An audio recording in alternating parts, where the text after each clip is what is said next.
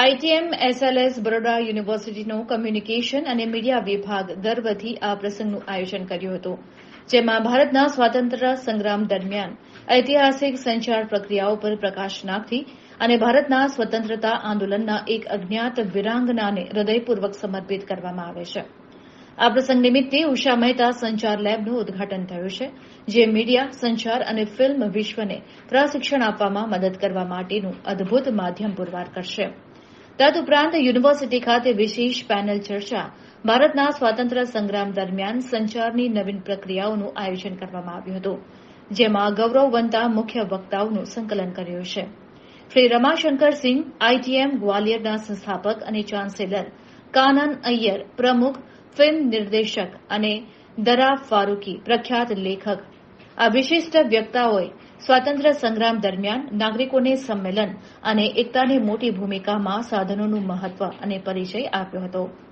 ઉષા મહેતા સંચાર લેબનું ઉદઘાટન કરવામાં આવ્યું હતું. તે તાજેતરનું ઉષા મહેતા કમ્યુનિકેશન લેબ સ્વાતંત્ર્ય સંગ્રામી ઉષા મહેતાને સમર્પિત છે, જેમાં અદ્યતન પ્રશિક્ષણ મળે છે અને શિક્ષણ અને ઉદ્યોગ જરૂરિયાતોનું અંતર પણ મિટાવે છે. ઉદઘાટનમાં મુખ્ય વક્તાઓની પ્રવૃત્તિઓમાં મુક્તિ આંદોલનના નેતાઓ પાસેથી વિવિધ સંચાર રીતિઓનો ઉપયોગ કેવી રીતે કરવો તે અંગેની ચર્ચા થઈ હતી. પેમ્પલેટ્સ અને ગુપ્ત રેડિયો પ્રસારણો વગેરે માધ્યમોનો ઉપયોગ કરવા બાબતે વિશિષ્ટ ગોષ્ઠી પણ યોજવામાં આવી હતી. ઉષા મહેતાની વિરાસતની માનનીય રમાશંકર સિંહ, કન્નન ઇયર અને દરા ફારૂકીની માનવ હૃદય વાતો આ વિરાસતને પારખી અને ભવિષ્યમાં નવીન માધ્યમો દ્વારા આગળ ધપાવવા જઈ રહી છે.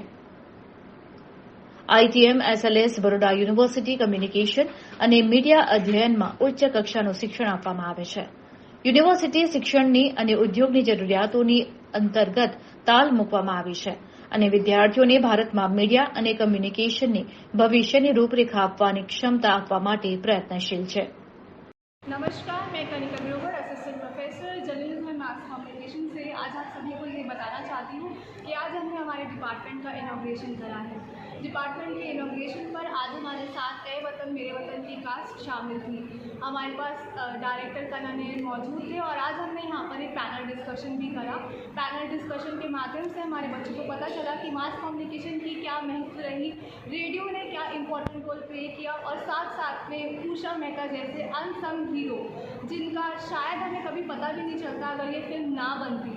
इसी को देखते हुए हमारे डिपार्टमेंट के प्रेसिडेंट मैडम कनुप्रिया मैम ने ये डिसाइड करा कि हमारे डिपार्टमेंट का नाम उषा मेहता बहन के नाम पर ही रखा जाएगा, क्योंकि वो वुमेन एम्पावरमेंट में बिलीव रखती हैं.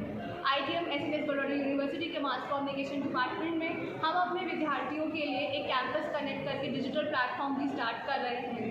इसका उद्देश्य ये है कि जितने भी हमारे बच्चे हैं वो अपडेट रहे, उनको जॉब्स के बारे में इंफॉर्मेशन मिले, यहाँ की प्लेसमेंट्स के बारे में बच्चों को पता चले, फेलोशिप्स, इंटर्नशिप्स और in fact ITM SLS Baroda university का हॉस्पिटल भी है, उससे रिलेटेड भी अगर कोई योजना है तो उसके बारे में भी हम चाहते हैं कि लोगों को पता चले. आईटीएम एसएलएस बरोड़ा यूनिवर्सिटी का जो मास कम्युनिकेशन का स्टूडियो है वो सबसे बेहतर स्टूडियो है पूरे बड़ोदरा में. यहाँ पर टेलीप्रॉम्प्टर भी है, यहाँ पर हम हमारे बच्चों को कैमरा पे भी काम करना सिखाते हैं, वीडियो एडिटिंग का लैब भी है जिसपे सारे अपडेटेड सॉफ्टवेयर है. साथ साथ में आर्टिफिशियल इंटेलिजेंस जैसा सब्जेक्ट भी हमने हमारे करिकुलम के अंदर डाला है. तो मैं सभी विद्यार्थियों को ये कहना चाहती हूँ जो मास कम्युनिकेशन में अपना जॉब, अपना करियर बनाना चाहते हैं वो यूनिवर्सिटी ज्वाइन करें.